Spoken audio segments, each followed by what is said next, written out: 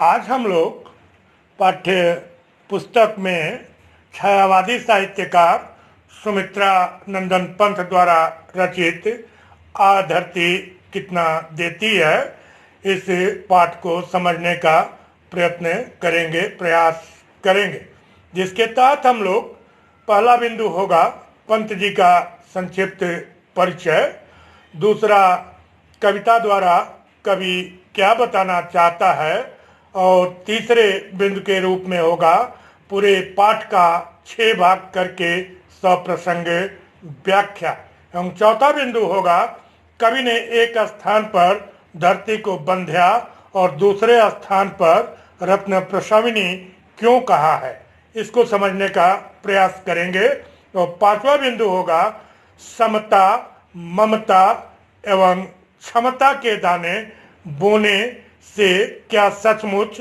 मानवता लाभान्वित होगी एवं कविता का मूल भाव। छठवां एवं अंतिम बिंदु होगा कविता की अंतिम पंक्ति हम जैसा बोएंगे वैसा ही पाएंगे का मूल भाव एवं कविता में व्यक्त कवि के विचार। आइए शुरू करते हैं पंत जी के संक्षिप्त जीवन परिचय से। प्रकृति के सुकुमार कवि सुमित्रानंदन पंत का जन्म सन 1900 में अल्मोड़ा के निकट कौसानी ग्राम में हुआ था। इनके बचपन का नाम गोसाई दत्त था। इनके जन्म के समय ही इनकी माता का देहांत हो गया था। इनकी दादी और पिताजी ने इनका लालन पालन किया। इन्होंने मात्र 7 वर्ष की उम्र में ही कविता की रचना प्रारंभ कर दी थी। आपने अल्मोड़ा में, फिर उसके बाद काशी में क्वींस कॉलेज में विद्या अध्ययन किया और साथ साथ काव्य रचना भी चलती रही। इन पर सरोजनी नायडू, कविंद्र रविंद्र, महात्मा गांधी और श्री अरविंद का भी गहरा प्रभाव पड़ा। 28 दिसंबर 1977 को इनका देहावसान हो गया। पंत जी प्रकृति के कवि हैं। इनकी काव्य रचनाओं में प्रकृति का सुंदर चित्रण हुआ है। प्रसाद और निराला की भांति ये भी छायावादी कवि हैं। हिंदी काव्य धारा में पंत जी का स्थान एक उत्कृष्ट कवि तथा मानवता के प्रति आस्थावान शिल्पी के रूप में वर्णित है। वे छायावाद तथा प्रगतिवाद के उन्नायक कवि हैं। आधुनिक काव्य को प्राचीन रूढ़ियों की धारा से मुक्त कर नवीन दिशा की ओर मोड़ने तथा खड़ी बोली को रमणीय रूप में प्रदान करने में पंत जी का विशेष योगदान है। इन्हें अनेक पारितोषिक और सम्मान भी प्राप्त हुए। सन 1961 में भारत सरकार ने इन्हें पद्म भूषण की उपाधि से अलंकृत किया। 1961 में चिदंबरा काव्य संग्रह पर भारतीय ज्ञानपीठ की ओर से 1 लाख रुपये का पुरस्कार प्राप्त हुआ। इसके अतिरिक्त उत्तर प्रदेश सरकार तथा रूस की सरकार द्वारा भी इन्हें पुरस्कृत किया गया था। आइए इनकी रचनाओं को देखते हैं। बीड़ा, पल्लव, ग्रंथि, गुंजन, युगांत, युगवाड़ी, उत्तरा, चिदंबरा, लोकायतन, ग्राम्या, स्वर्णधूलि, कला और बूढ़ा चाँद, युगपथ इनकी प्रमुख रचनाएं हैं। पंत जी ने कुछ नाटक, कहानी, उपन्यास और निबंध भी लिखे हैं। आइए आज का विचारणीय दूसरा बिंदु, कविता द्वारा कवि क्या बताना चाहता है, इसको समझने का प्रयास करते हैं।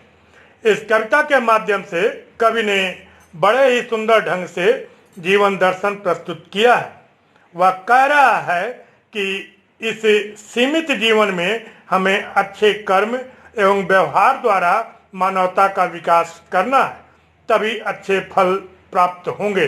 लोभ, तृष्णा, स्वार्थादि व्यवहारों का परिणाम नकारात्मक होगा। अंत में कुछ भी हाथ नहीं लगेगा। पैसे के बीज बोने तथा सेम के बीज बोने की घटनाओं द्वारा कवि यही बता रहा है कि दुर्वृत्तियों का परिणाम बुरा मिलेगा तथा सद्वृत्तियों से ही अपना तथा समाज का विकास होगा। स्वार्थी लोभी के लिए यह धरती बंध्या हो जाती है और परमार्थी तथा सेवक वृत्ति वाले के लिए यह रत्नों की खान है जो रत्न उगलती है। अतः हमें इस जीवन में समाज को प्यार एवं बंधुत्व के व्यवहार देने चाहिए, तभी जीवन सफल हो सकेगा और संसार में सब कुछ न्यौछावर करने को उद्यत रहेगा। इस विचारणीय क्रम में हम लोग पाठ को 6 भागों में विभक्त करके सप्रसंग व्याख्या करेंगे। आइए पुस्तक को देखें। मैंने छुटपन में छिपकर पैसे बोए थे, सोचा था पैसों के प्यारे पेड़ उगेंगे, रुपयों की कलदार मधुर फसलें खनकेगी और फूल फलकर मैं मोटा सेठ बनूंगा। पर बंजर धरती में एक न अंकुर फूटा, बंध्या मिट्टी ने न एक ही पैसा उगला।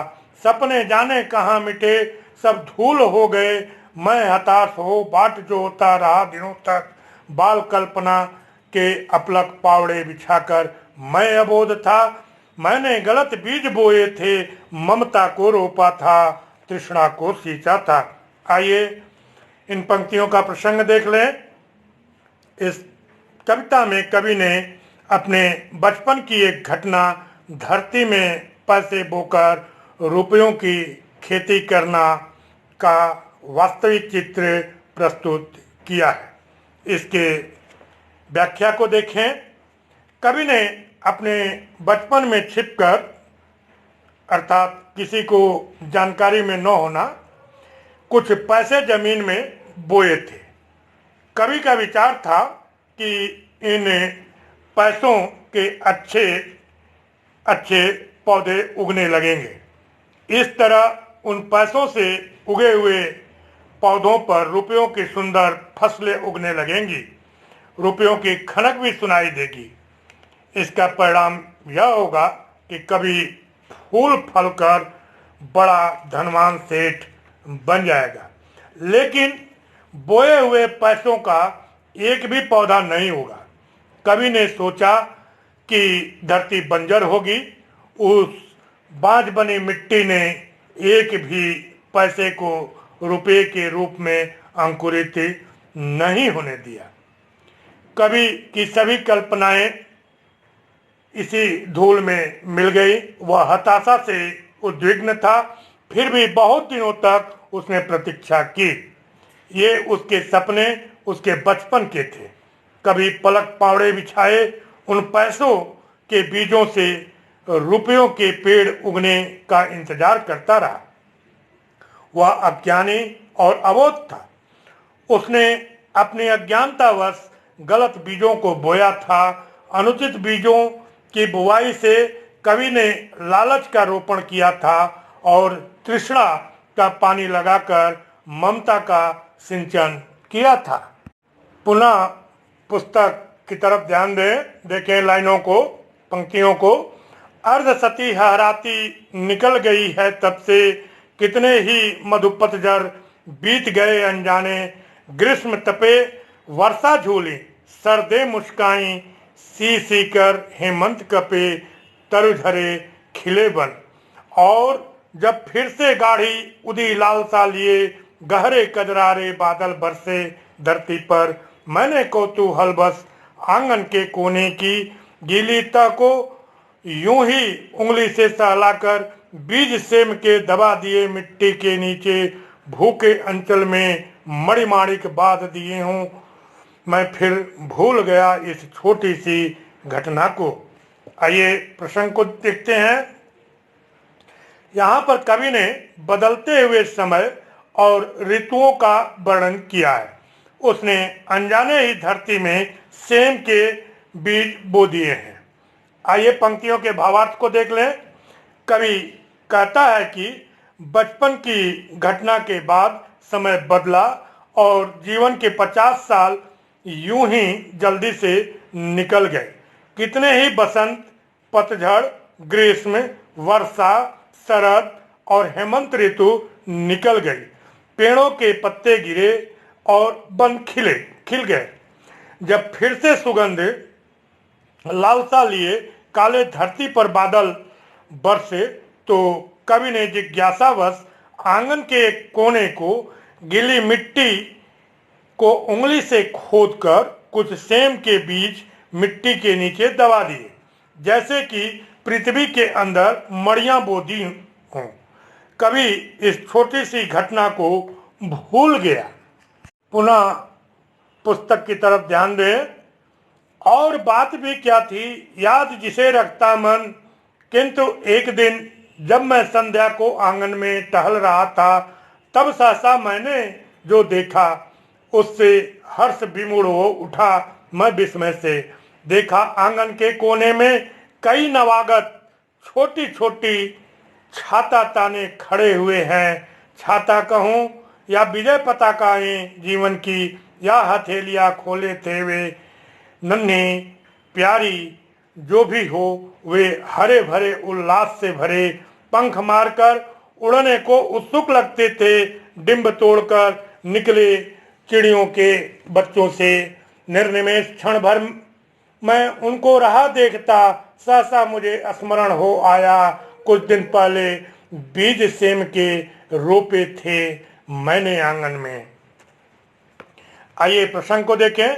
यहाँ कवि अपने आंगन में बोए हुए सेम की बीजों को अंकुरित होते देखकर आश्चर्यचकित होता है। इसी का सुंदर चित्रण किया है कवि ने। आइए भावार्थ को समझ लें।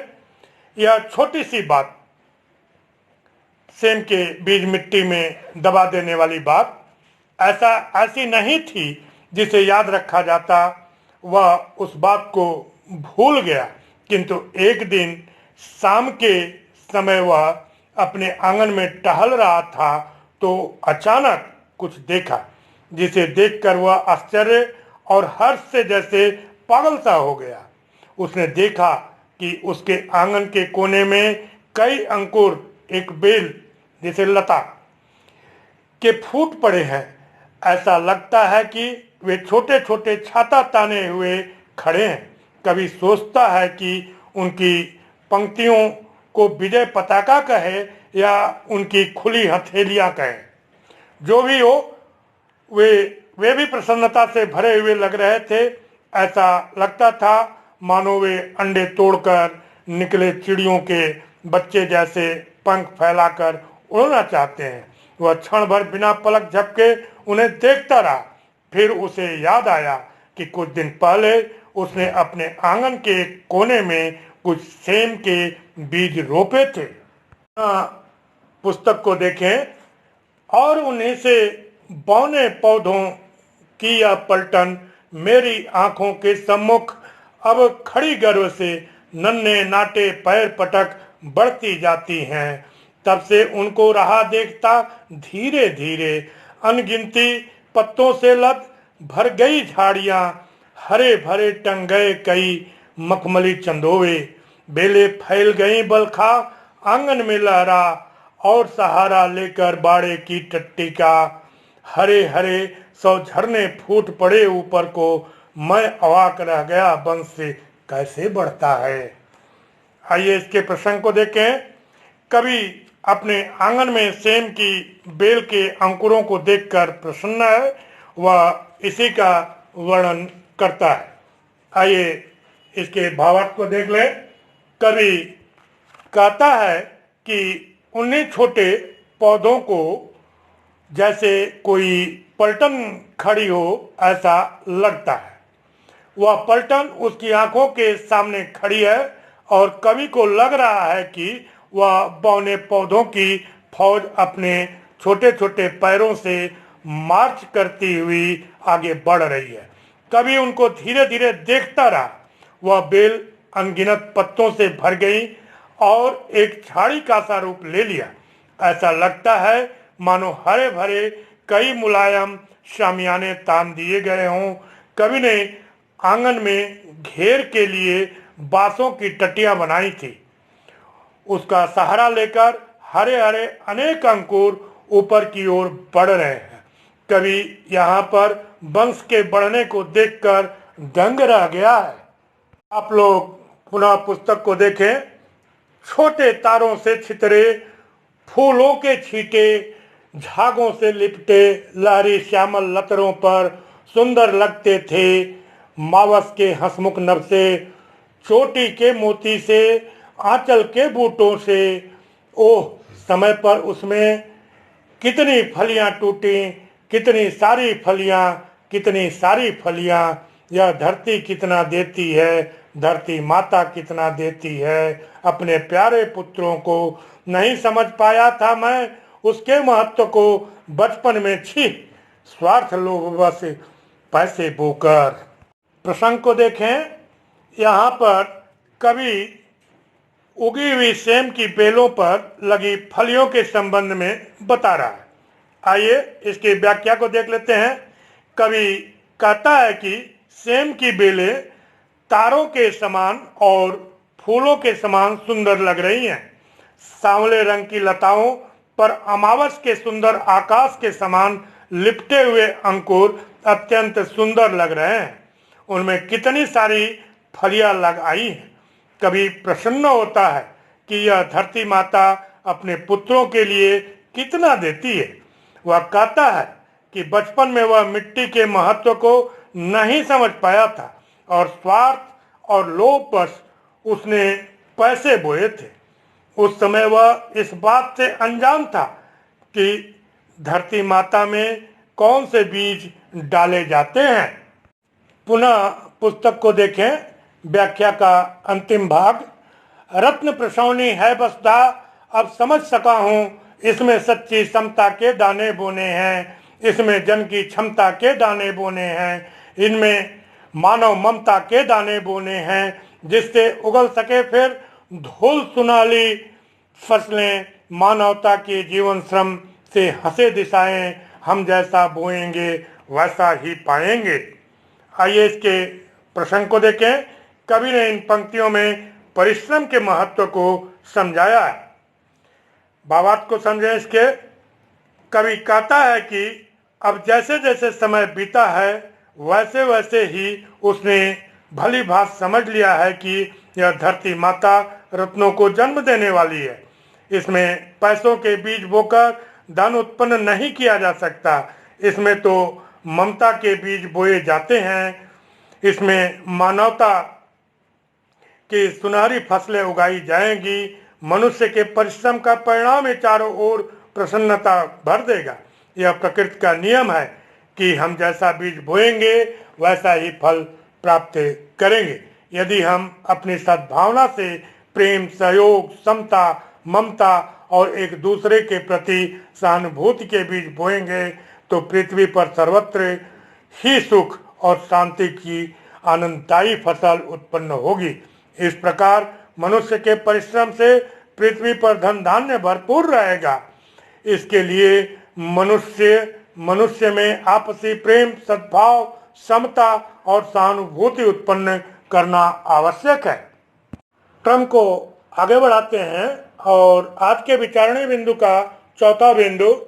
कवि ने एक स्थान पर धरती को बंध्या और दूसरे स्थान पर रत्न प्रसवनी क्यों कहा है, आइए समझने का प्रयास करते हैं।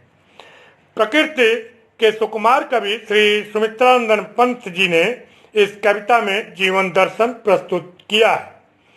बाल कल्पना में वह धनी सेठ बनना चाहता है। धन के प्रति लोभ, तृष्णा उसे मोहग्रस्त कर देते हैं। अबोधपन में वह समझ बैठता है कि रुपये की भी खेती होती है, अतः क्यों न रुपये बोकर उसकी फसल काटें और मोटा सेठ बन जाए। इस अबोधपन एवं अज्ञानपन में धरती में वह पैसे बोता है। दिन, महीने एवं वर्ष बीतते जाते हैं पर धरती से एक भी अंकुर नहीं निकलता। कठिन प्रतीक्षा के बाद जब वह निराश हो जाता है तब धरती को बंध्या या बाँझ की संज्ञा दे डालता है। लगभग अर्धशती व्यतीत हो जाती है। आषाढ़ के महीने में एक दिन अनायास ही कौतूहलवश कुछ सेम के बीज कवि आंगन के एक कोने में दबा देता है। इस क्रिया के प्रति उसके मन में न कोई लोभ रहता है और न आशा। इस छोटी सी घटना को भूल जाता है, किंतु कुछ दिनों के बाद वह अचानक देखता है कि आंगन के कोने में सेम के बीजों से कई अंकुर निकल आए हैं। वह उन्हें देखकर हर्ष विमूढ़ हो जाता है। तब से लगातार उनका विकास विस्तार देखता रहता है। अंकुर से पौधा तथा फिर लता के रूप में वे फैलने लगते हैं। बाड़े की टाटी का सहारा लेकर ऊपर चढ़ने लगते हैं और आंगन में एक सुंदर चंदोवा तैयार हो जाता है। लताएं पत्तियों, फूलों और फलियों से लद जाती है। सेम की फलियां टूटने लगती हैं। घर मोहल्ले अभ्यागत अंगते मंगते सभी खाते खाते उब जाते हैं, पर सेम का भंडार समाप्त नहीं होता। सेम के इस अपार वंश विस्तार को देखकर कवि अपनी पूर्व धारणा पर पश्चाताप करता है, अपनी मूर्खतापूर्ण भूल को स्वीकार करता है। तब धरती माता को बंध्या की जगह रत्न प्रसौनी का उठता है। वह यह अनुभव करता है कि जब उसने स्वार्थ लोभवश पैसे बोए थे तो धरती ने कुछ नहीं दिया था, पर जब निस्वार्थ भाव से धरती माता की गोद में सेम के बीज उसने दबा दिए, तब उसने इतना दिया जितना कोई नहीं दे सकता। अतः धरती को अब उसने सही रूप में समझा कि यह तो रत्न प्रसवनी है, यह बहुत कुछ देती है, पर अपने प्यारे पुत्रों को स्वार्थी और लोभी को नहीं। धरती या संसार या समाज का प्रतीक है, तब बीज व्यवहार का। हम जैसा व्यवहार समाज को देंगे वैसा ही फल हमें मिलेगा। कबीरदास ने कहा है कि बोया पेड़ बबूल का आम कहाँ से खाए। कवि के अनुसार निष्कर्षतः हमें इस संसार में समता, ममता और क्षमता के दाने बोने हैं, तभी इस धरती की धूल से सुनहली फसलें उगेंगी। हम जैसा बोएंगे वैसा पाएंगे। आगे बढ़ते हुए आज के विचारणे बिंदु का 5वां बिंदु, समता, ममता एवं क्षमता के दाने बोने से क्या सचमुच मानवता लाभान्वित होगी एवं कविता का मूल भाव, इसे हम लोग समझने का प्रयास करेंगे। आइए, कविता के अंत में कवि ने समता, क्षमता और ममता के दाने बोने का निर्देश किया है। वर्तमान विषम परिस्थिति को देखकर कवि को ऐसा कहना पड़ा है। यद्यपि आज के वैज्ञानिक विकास के युग में दुनिया कहां से कहां पहुंच गई है। आज की वैज्ञानिक उपलब्धियों के चलते मनुष्य जल, थल और नभ तीनों का स्वामी बन गया है। उसकी महाकाश यात्रा न चांद सितारों के लोक में पहुंचने की कल्पना को चरितार्थ करना प्रारंभ कर दिया है। हर क्षेत्र में आशातीत उपलब्धियां प्राप्त हुई हैं। बावजूद इसके समाज में सुख शांति नहीं है। पूरी मानव सृष्टि ही गौरव नरक की यंत्रणा से गुजर रही है। जाति पात, वर्ण भेद, भाषा, प्रांत, देश आदि के संघर्ष सीमाओं में घिरी आज की मानवता करा रही है। विज्ञान में विध्वंसक आविष्कारों ने संसार को विनाश के कगार पर खड़ा कर दिया है। ऐसी दशा में इस धरती की सृष्टि का उद्धार तभी होगा जब समता, क्षमता और ममता के बीज बोए जाएं। समता के विषय पर चिंतन करते हुए दिनकर जी ने कहा है कि जब तक मनुज का यह सुख भाग नहीं सम होगा, सीमित न होगा कोलाहल, संघर्ष नहीं कम होगा। आज का समाज ऊंच नीच, अमीर गरीब, शासक शासित, शोषक शोषित आदि अंतरों में विभक्त है। शोषक प्रवृत्तियां इनकी खाई को गहरी और चौड़ी करती जा रही हैं। इन शक्तियों के विरुद्ध जब क्रांति एवं संघर्ष छिड़ेगा तथा विषमताओं की खाइयां पाटकर समाज में समता की स्थिति लाई जाएगी, तभी मानवता का कल्याण होगा, समाज में सुख शांति आएगी और वास्तविक विकास हो पाएगा। हमें ऐसा कार्य करना होगा जिससे हमारी तथा दूसरों की भी क्षमता बढ़े। हम ऐसा न करें जिससे दूसरों का अहित हो। आज क्षमता के क्षेत्र में देखा जा रहा है कि सुविधा प्राप्त वर्ग के लोग संपत्ति और अधिकार के बल पर नाजायज ढंग से ऊंचाई की सीमा छू रहे हैं, पर साधनहीन योग्य होते हुए भी पंगु बने हुए हैं। अतः क्षमता के क्षेत्र में संतुलन बनाए रखने की आवश्यकता है। ममता के विकास की भी जरूरत है। आज मस्तिष्क के विकास के दौर में हृदय पक्ष सिकुड़ता जा रहा है, उदारता संकुचित होती हुई घोर स्वार्थ में बदलती जा रही है। ऐसी अवस्था में समाज का कल्याण कैसे संभव है? अतः दया, प्रेम एवं उदारता आदि ममत्व के भावों को विकसित करके ही हम मानवता का कल्याण कर सकते हैं। धरती कितना देती है कविता के माध्यम से कवि ने यही उपदेश दिया है कि लोभ, तृष्णा और मोह का त्याग किए बिना सुख शांति नहीं आएगी। समाज में प्रेम भाव, भाईचारे और सहकार भाव के विकास की नितांत आवश्यकता है, तभी विश्व मानवता का कल्याण संभव है। आज के विचारणीय बिंदु का अंतिम पड़ाव, कविता की अंतिम पंक्ति हम जैसा बोएंगे वैसा ही पाएंगे का मूल भाव एवं कविता में व्यक्त कवि के विचार से परिचित होने का प्रयास करेंगे हम लोग। आइए देखते हैं। पंक्ति कविता का अंतिम अंश है। ये जो पंक्ति है कविता का अंतिम अंश है, जिसमें पूरे पाठ का निष्कर्ष एवं संदेश है।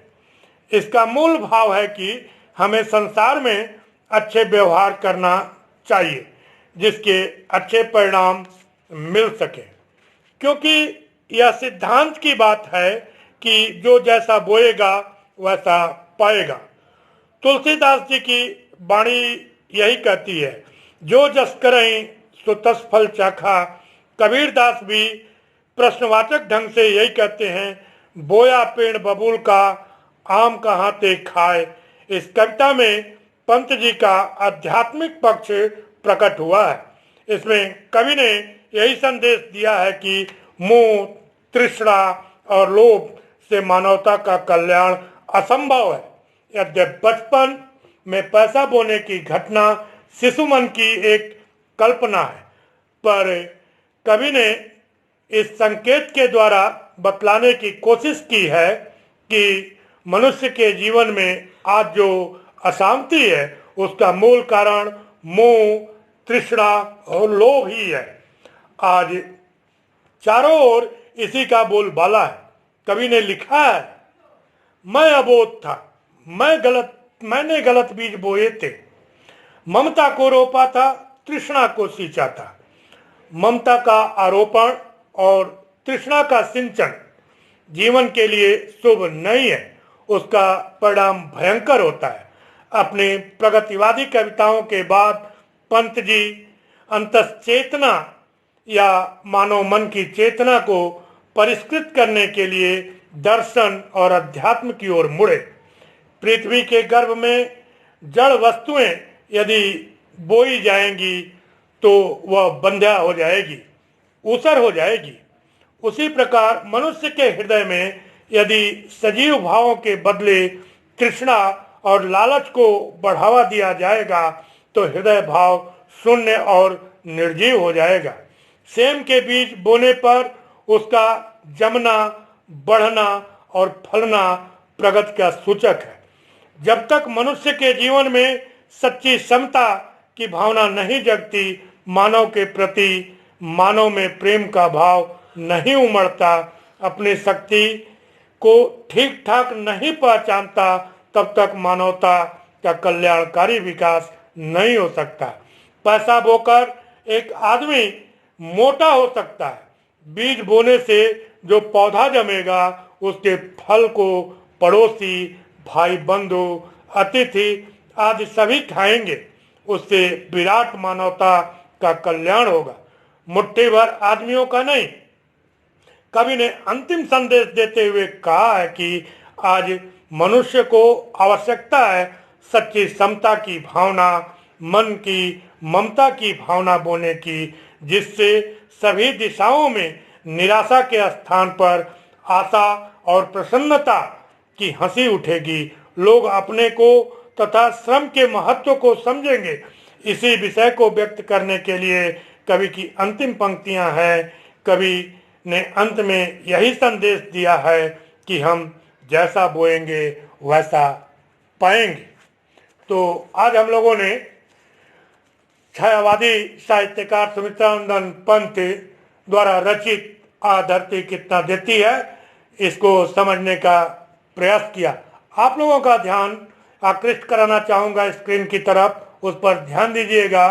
पंत जी का संक्षिप्त जीवन परिचय स्मृति संकेत के रूप में एवं शब्दार्थ तथा पूरा पाठ जो है आते रहेगा, जिसका लाभ आप सभी उठाएंगे।